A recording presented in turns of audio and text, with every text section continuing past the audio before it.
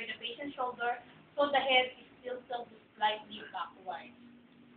Kunyari, meron na siyang broccoli mesh.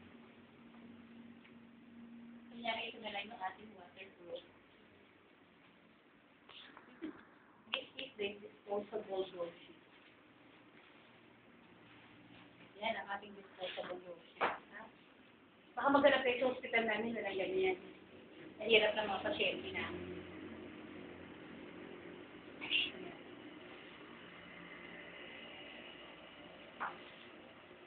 Kasi ang disposable pillowcase ay plastic.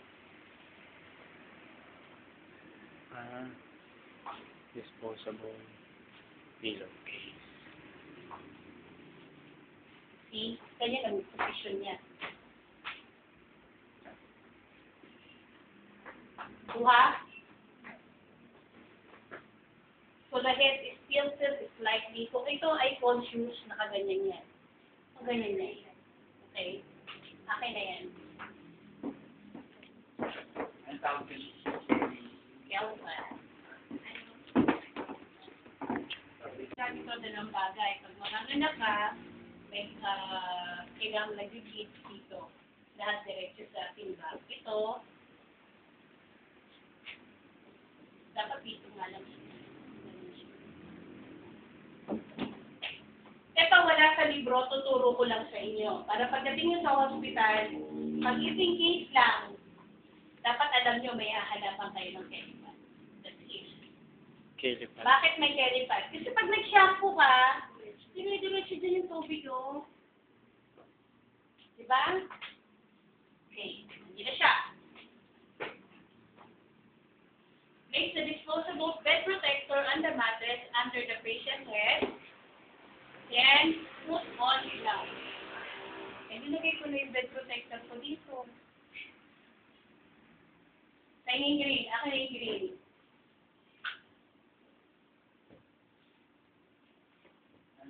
Kunyari, ito yung bed protector natin. Supposedly, dapat nasa may back area at sa may back area. Lalagay natin sa ilalim ng pillow niya. Diba? Meron ka ng disposable pillowcase. Meron ka pang, dapat ito nagawa na Bed protector. sa bagong gagawin niyang assemble. Okay. Lagay yun ang bed protector. Oo. Ay, hindi. Rubber. May rubber ba tayo? May isa tayo rubber dito eh. Plastic. Brochure. Dito sa atin ito. Ngayon, kung nasa stage ka, lahat doon tatapon. Oo. Okay. Kung sige ito ilalagay mo, kunyari ito na yun. Place disposable protector on the mattress under the patient's head. Put on gloves. So, naka-gloves ka na. Loosen the patient's gown at the neck. So, naka-loosen naman siya. Okay? And shoulders and pin it. Give a patient a washcloth to hold over the eyes.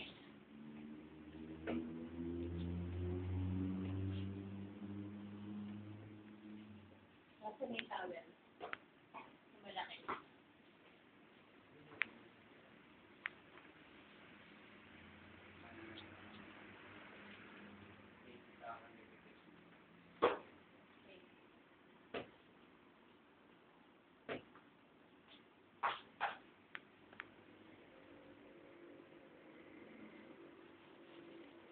Dapat lahat kung sunod-sunod bago ka mag-start.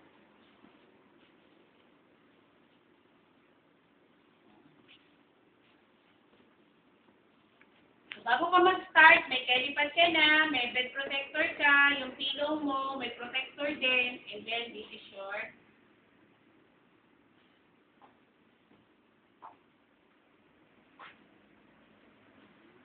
then you click.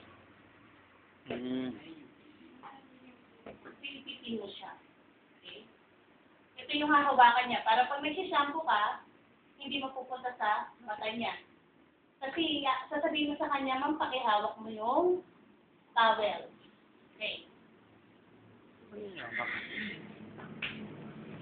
Place the patient's head and place the shampoo through under it. Give the patient a washcloth to hold over the eye. So, yan na yun.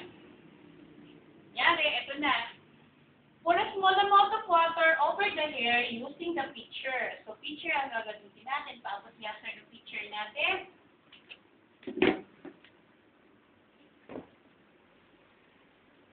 Tingnan mo dun sa ano natin, walang pitcher.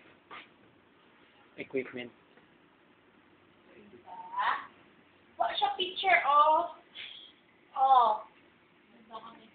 Wala siya pitcher. Wala din sinabing tabo. Okay, balik tayo dun. Sige.